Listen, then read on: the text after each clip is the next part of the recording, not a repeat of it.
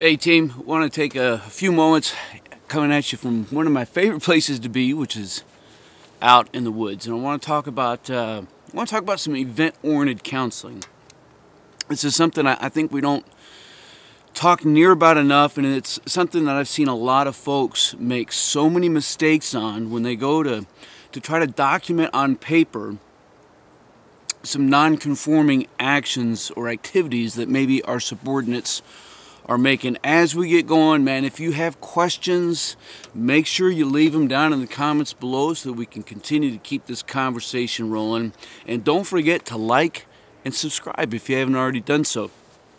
So we're going to do this a couple different ways, and I'm going to give you a little disclaimer here that you need to get into the regulation. You need to understand everything that the Army is trying to tell us when it comes to documenting our counseling sessions on those 4856s.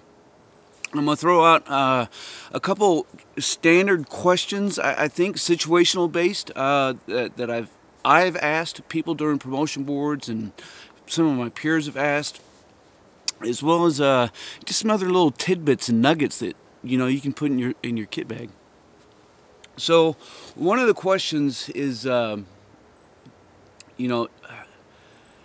of folks get caught up in a trap of being caught in about verbal counselings. And so I hear people ask, hey, somebody shows up late, what do you do? Right?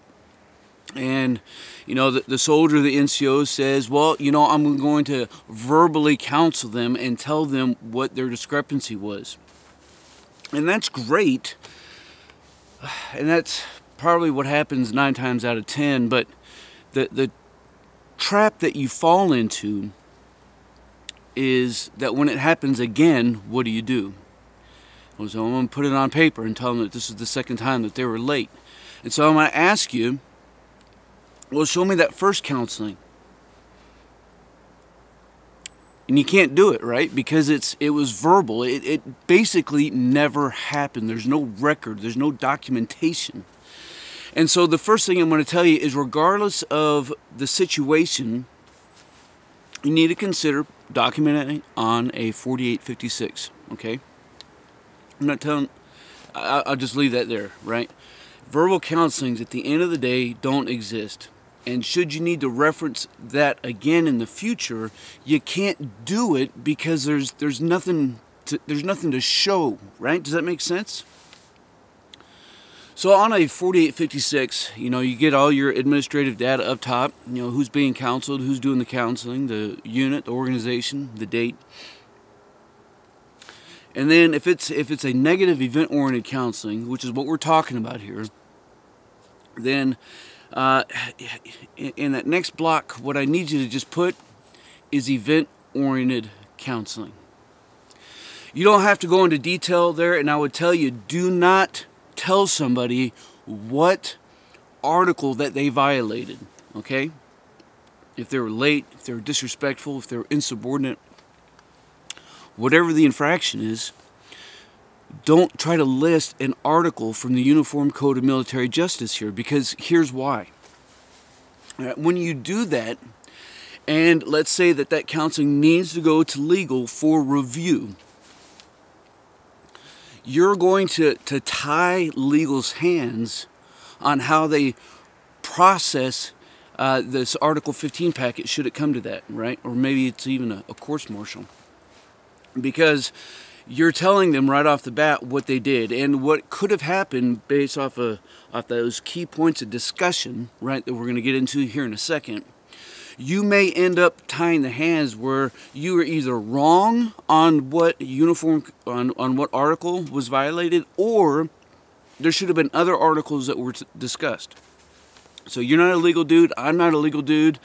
And on that note, right, if you're writing a counseling and this needs to go into building an Article 15 packet, have the means of your organization look at it and give you a review. Talk to your legal team. Your legal team is there to support the commander, right? And it is there to support you in your efforts to help soldiers start acting and doing what is right. Okay? So don't list any articles on your counseling. In your key points of discussion, where I have seen folks struggle with is they try to talk way too much story. Way too many things that don't matter, and don't discuss the things that do matter. So, Specialist Schmuckatelli, on such and such date, date, month, year, a couple scenarios here. Maybe the first one is the FTR, right?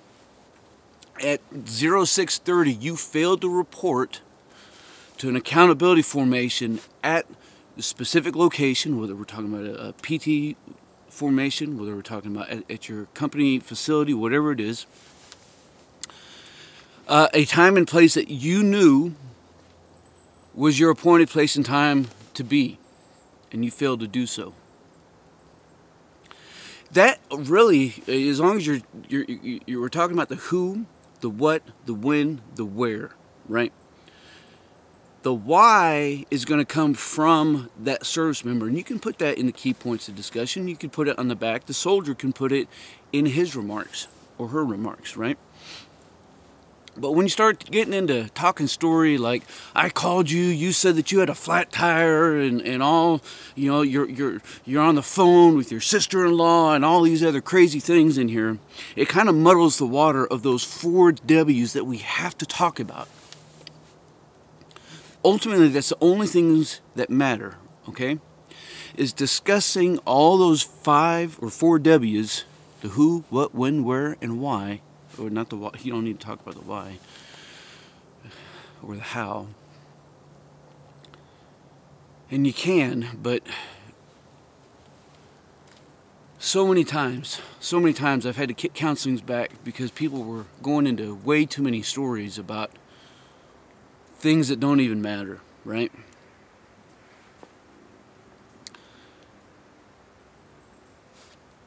And then failing to talk about those things that they did need to talk about.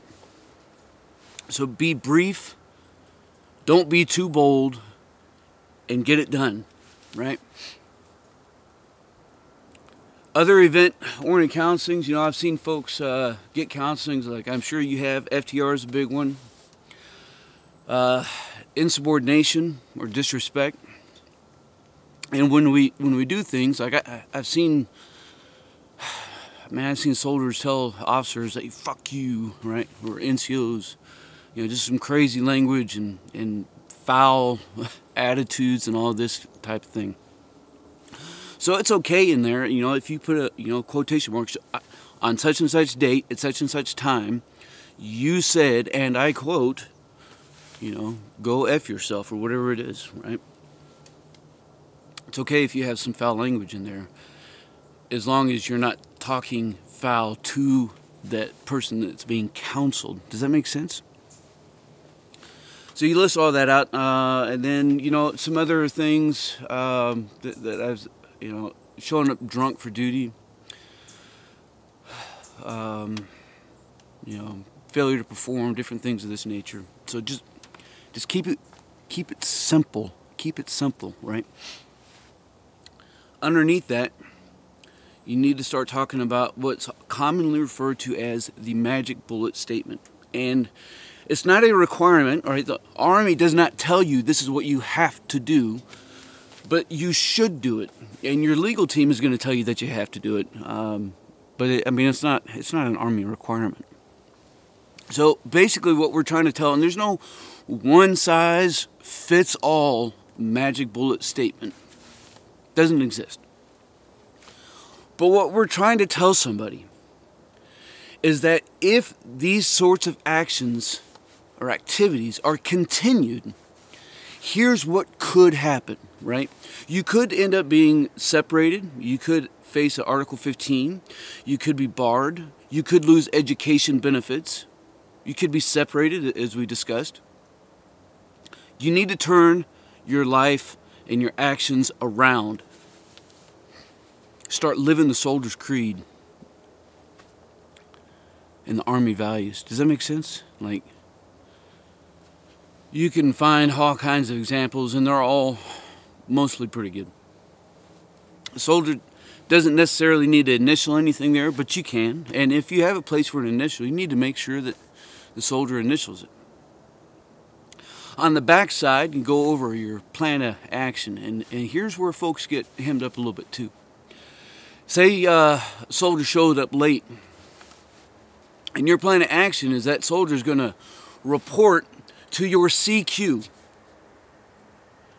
every hour on the hour, right? You're going to report to me every hour on the hour. You had a uniform infraction, so you're going to show up in every single uniform, a different uniform, every hour on the hour to the CQ. Well, team, listen to me. That's the wrong answer, because you should be the one who is supervising that plan of action. It's one of the biggest discrepancies I have seen folks make when they're coming up with a plan of action. Another discrepancy, okay, is that folks want to say, hey, you know what, you're going to write a 5,000 word essay by hand. And that can be effective, but I would submit to you that if it's unreasonable, then maybe we should come up with something that is more reasonable, okay? So your plan of action should relate to the discrepancy, it should relate to that failure to such a degree that it hopefully will help turn that person around and see their mistake and get them to buy into doing what is right.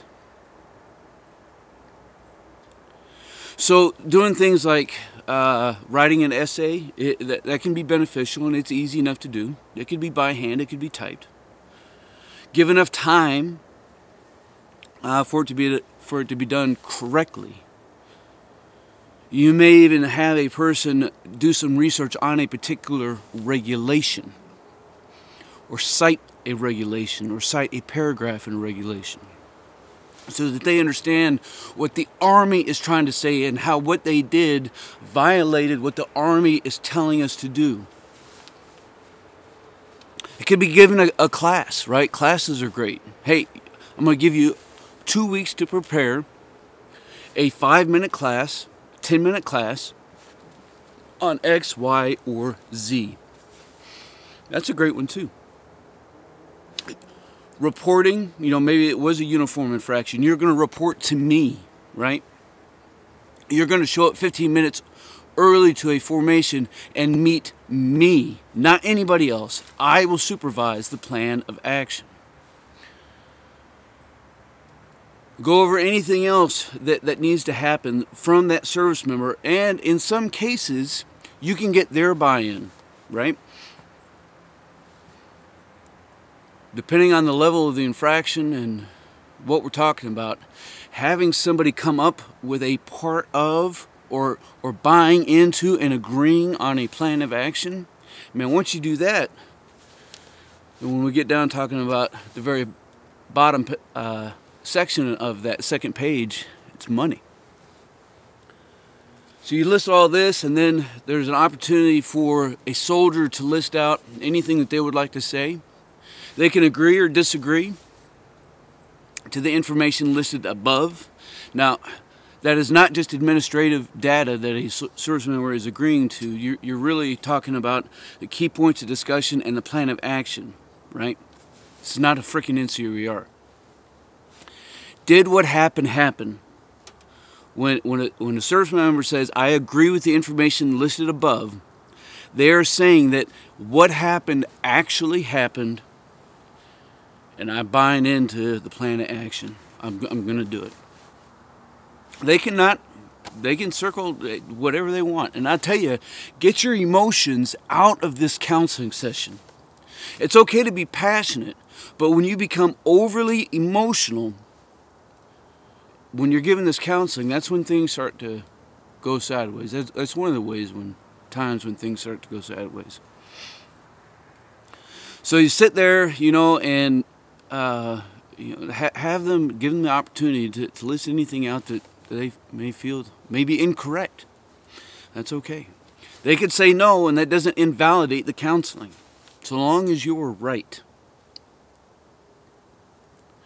Underneath there is your responsibilities as that leader, right? What are your responsibilities?